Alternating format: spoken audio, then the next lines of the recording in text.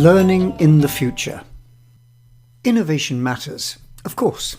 It's the driving force behind economic and social change and underpins our evolution as a civilised society.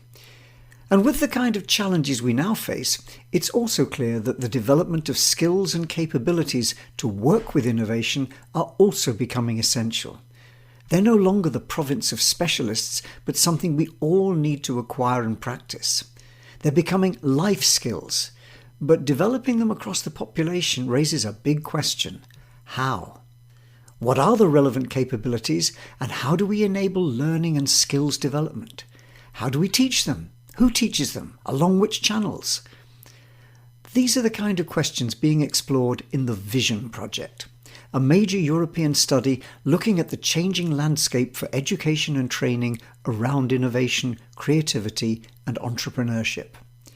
At its heart is a vision of how things might develop over the next 10 years, and it poses challenges around what we might start doing now to secure a positive future. The past is another country. They do things differently there. But so too is the future. We know it will be different, and the vision forecasting and futures process has explored a wide range of issues. In this podcast, we're going to look in more depth at some of the key dimensions for change. What will differ and by when? Distilling nearly 200 interviews and 8 major workshops into a manageable framework isn't easy, but the team have built a structure to help focus our thinking. Think of it like a bridge between two worlds, the one here and now with which we are familiar, and the other stretching towards the distant mists surrounding the world of 2030. Getting to that other side requires structure. We have to pay attention to the architecture of that bridge and its core components. A real bridge would have steel and wires, nuts and bolts and rivets, platforms carrying road and rail tracks, piers to support them, and so on. It's not just a magical insert plugging a gap in the landscape. It's a carefully engineered structure. Our equivalent is made up of 9 core components, each of which represents a shift from what we see today. We'll look at each of these and the directions of change that they imply. The first shift is all about the purpose of innovation. It's sometimes easy to see innovation as an option, something we can choose to do or not. But that's a long way from today's reality, and certainly from the one we can see across our misty gorge. We're already confronting huge challenges. Quite apart from the pandemic, we face big questions about whether our planet will survive. Climate change and the associated violent weather events have brought a sense of urgency, but this is just the tip of a very large iceberg. Our future is bound up in wrestling with population growth and unequal distribution of opportunity, of resource scarcity, including the very basics of life itself like water and food, of trying to live peacefully on an overcrowded planet and do so while limiting the damage we seem to be doing to it. The widely mentioned United Nations Sustainable Development Goals aren't simply a useful political list to trot out, but an existential agenda. If we want to survive, we're going to need to work towards handling these grand challenges. And that's where innovation, creativity, and entrepreneurship comes in, as a power tool we can deploy to help deal with them. We've got a good track record. We've evolved this far as a species through innovation, but perhaps our biggest challenge is yet to come.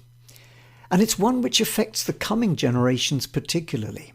It's not a coincidence that so much of the swelling protests to do something are coming from children and young adults, nor that this movement began in schools and colleges, their leaders, young figureheads, with a call to action to preserve their futures. Innovation can help. And so learning the skills around innovation, creativity and entrepreneurship becomes increasingly important. But this knowledge and capability needs to be linked to a shift in thinking about the underlying purpose. What is innovation for? Not just for economic growth or job creation, certainly not just for making money or bringing more unnecessary things into the world. Increasingly, its purpose is being questioned and reframed, with a growing concern for principles like responsibility, inclusion, and a focus on social innovation as much as commercial. It's about a shift towards big purpose and grand challenges. Which brings us to the second shift. From a world where learning and the education process underpinning it moves from a narrow, discipline-based approach to one which recognises the need for interdisciplinary collaboration. If we're going to solve grand global challenges, then we need to think in terms of big, integrated systems models. Innovation's never been a single discipline, nor has it been a theoretical subject. It's a practice, the bulk of what we know having come from observations of success and failure in deploying that practice. It has more in common with a craft in the medieval sense, something which can be learned through practice, engaging with ever bigger projects and challenges. Yes, it's a field informed by many traditions, economics, sociology, psychology, engineering, but it acts as a funnel, channeling these different knowledge strands into something which enables us to understand and operationalize how ideas can create value. Not surprisingly, this shift towards seeing it as cross-disciplinary, challenge-led practice is already leading to a shift in the structure of institutions designed to facilitate learning.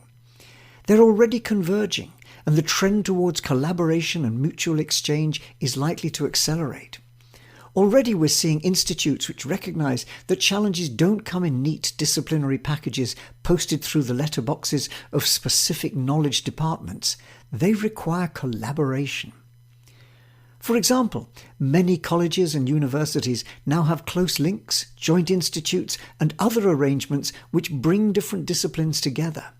Things like the healthcare innovation collaboration between Imperial College's medical school and its close ties to teaching hospitals in London, its business school, and its neighbour, the Royal College of Art, with its world-leading expertise around design.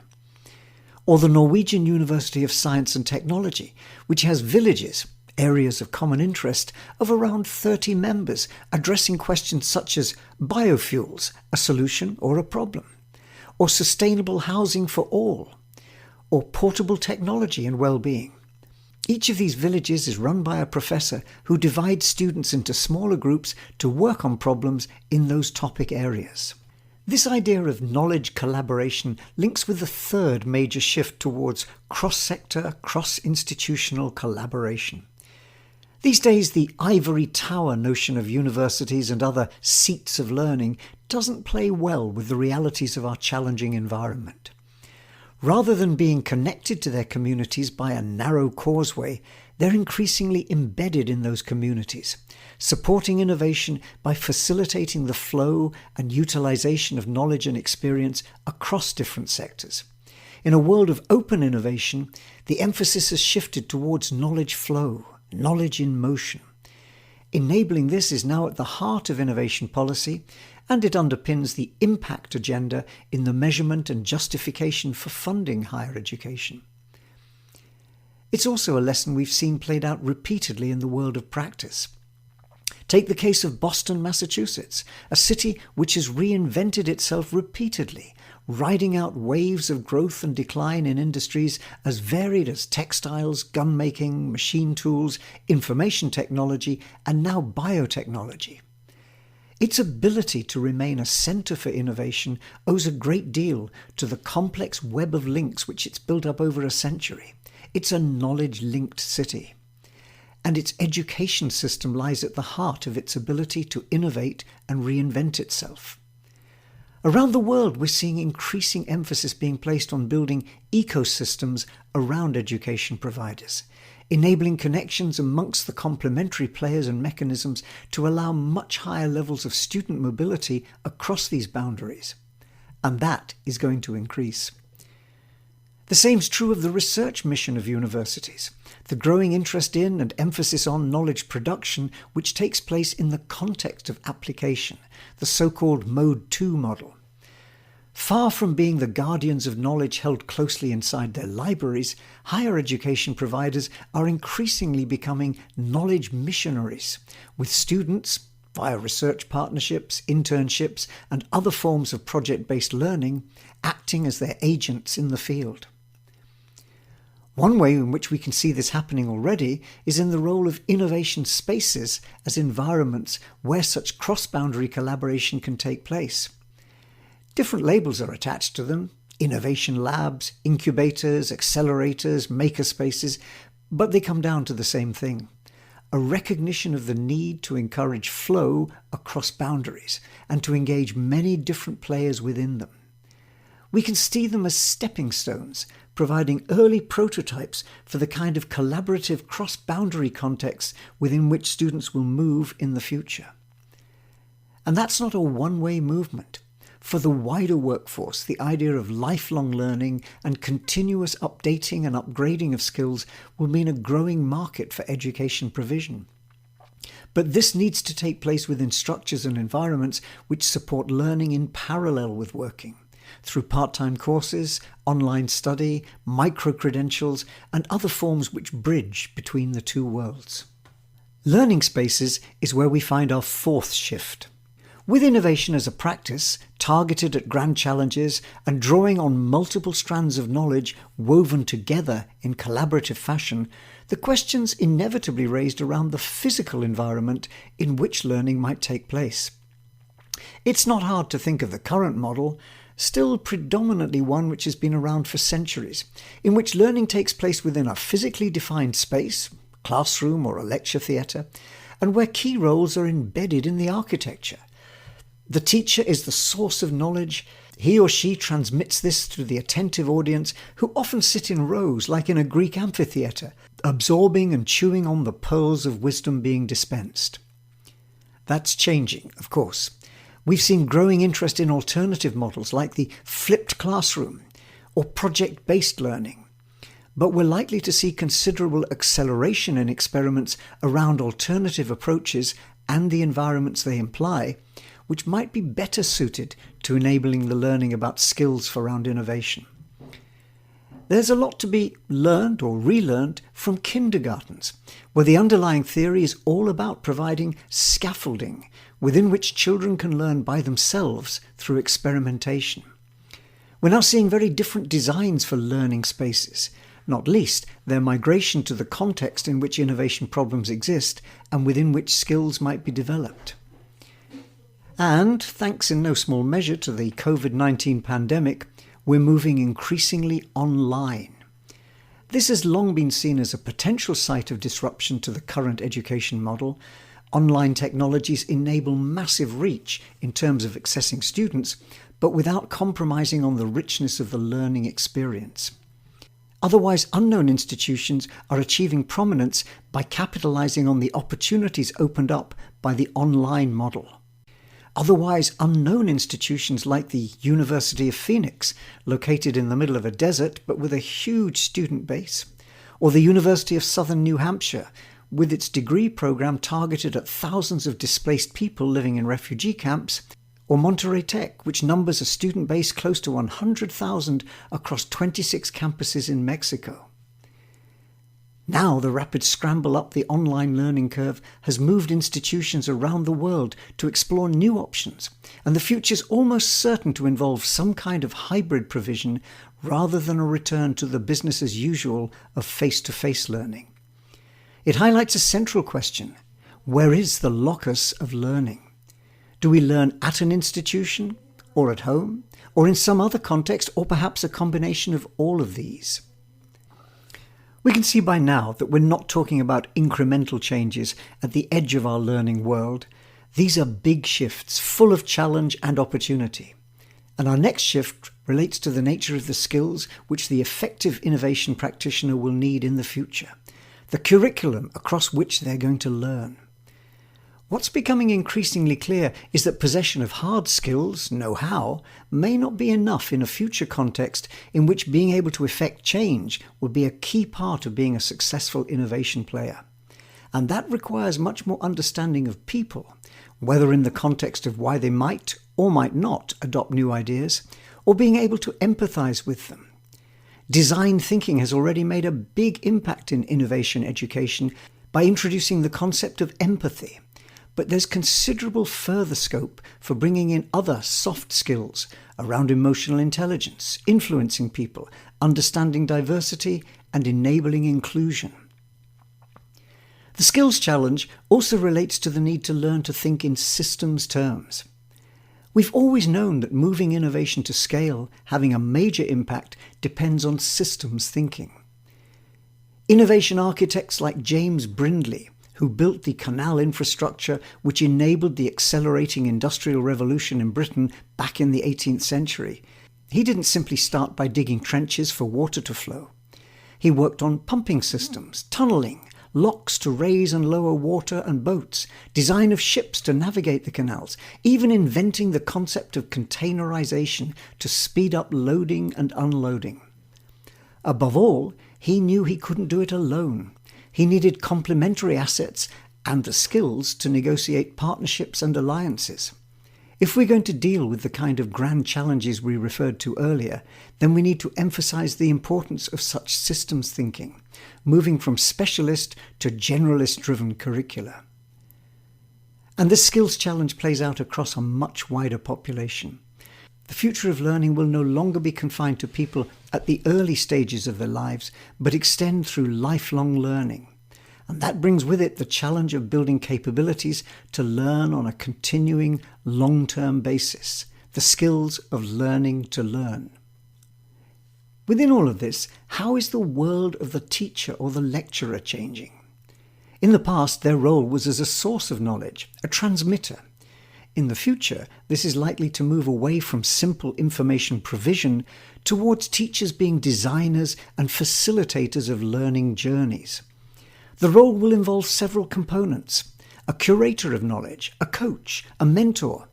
In the process, we may find ourselves rediscovering the old models of universities as places where the bulk of activity was student-centered, reading for a degree. Way back then, the role of the professor was to help students make sense of what they'd read, less broadcasting of knowledge and more enabling its acquisition and understanding through tutorials and other forms of coaching engagement. But apart from their role in supporting learners, teachers will also need to manage their own continuing professional development. And given the shifts towards closer cross-boundary collaboration, this is likely to place them in new contexts, interacting on a regular basis with the wider world in which the skills they help communicate are being practiced. Bringing the world of practice closer through such teacher as practitioner approaches will help.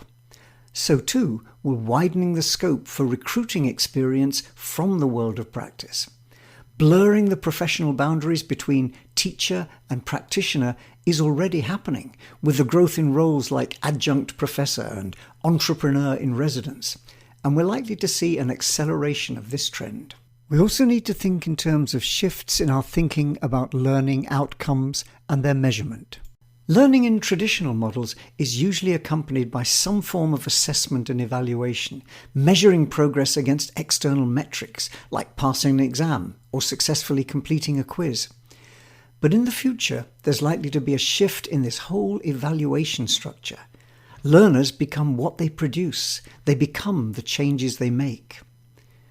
For example, what better way to assess an entrepreneurship course than to review the venture they create? Or at least they rehearse up to pitching it. Or have students take part in an innovation project, perhaps a new product launch or a change management initiative within an organization. Demonstrating the ability to reflect on practice and to utilize key concepts acquired during training might offer fruitful alternative pathways. But once again, the mirror of this is the way in which educational institutions are going to need to adapt in the ways that they evaluate and measure in order to award certification. Given the pattern we've talked about earlier, with more boundary crossing, project-based activity, and the development of skills in the context of where and how they'll be needed, traditional evaluation models like examinations and essays are unlikely to be appropriate. Innovation's about converting ideas to value, and the creative and entrepreneurial skills needed to do that may not lend themselves well to this form of assessment. Instead, a move towards more project and outcome-based models involving a wider range of stakeholders in the assessment process is going to be needed. This pattern is changing already. The International Standards Organization is actively promoting a standard for innovation management systems, and within that has begun to specify the kinds of skills which practitioners would be expected to have in the role of innovation managers. Now, the emergence of a profession means that some form of evidence of prior learning will still be needed, but so too will a portfolio of successful practice. And finally, there's the challenge of technology. Last, but by no means least, this one offers significant opportunities to enrich the learning experience, although the cost and scale of investment required will make it an issue of strategic priority. The shift towards online learning has already spawned a flurry of startup activity, bringing new ideas to the educational space, and platforms to support video, audio, and extended learning are amongst the biggest areas of growth in the late COVID economy. Now, so far, many of these have integrated what's currently available, making it possible to prepare and deliver at scale mixed media learning inputs, and to distribute these to a wide and remote marketplace of learners. But other developments are still to come, for example in the field of virtual and augmented reality. Here it might become possible to configure learning environments of different kinds, transporting students to workplace situations and to classrooms which integrate virtual participants from different geographic regions. They would introduce avatars, even virtual doubles of lecturers, to enhance the learning experience. Machine learning might also play a key role in both delivery and assessment. For example, offering interactive simulations which allow students to explore complex and challenging innovation situations as a rehearsal for the real thing. Above all, technology is likely to be critical in providing the enabling infrastructure for the kinds of collaboration which form the emerging future pattern of learning around innovation. But this will not just be a matter of climbing technology learning curves. The costs of designing and implementing such learning systems and the demands placed on fast access, high bandwidth communication networks will be significant. In addition, educational institutions may increasingly need to rethink their role at a strategic level, including their physical footprint. Will there still be a role for large campuses and multiple buildings when much of the learning experience could be delivered virtually? Should they switch investment from buildings to technology? Creating our learning future. So we've seen the very significant shifts already beginning to take place around the basic architecture of how we enable learning about innovation. This picture isn't pie in the sky or idle speculation. It comes from a well-informed Delphi-type forecasting process involving a wide range of experts from education, industry, public sector, and policy worlds. These are well-crafted science fiction pictures of the kind of world we're likely to see over the next decade. The big question this raises is around what we're going to do about it. We have the capacity to shape the future by our actions in the present, so it makes sense to look in depth at this emerging picture and pick out the elements we'd like to see, to amplify, to build in, to create a positive context which supports learning key skills. And by the same token, we need to look hard at what we don't want to see, the dark side implied by some of these predictions, and to take steps to ensure they don't develop. We'll continue to explore this in a subsequent podcast, and in particular, we'll try and move from looking at the general landscape to get inside the heads of some key players in this game. What might the experience of these changes be for a range of players? For students, lecturers, managers in the public and private sector, strategy makers in educational institutions, and so on. There's plenty to challenge us in this vision of the future.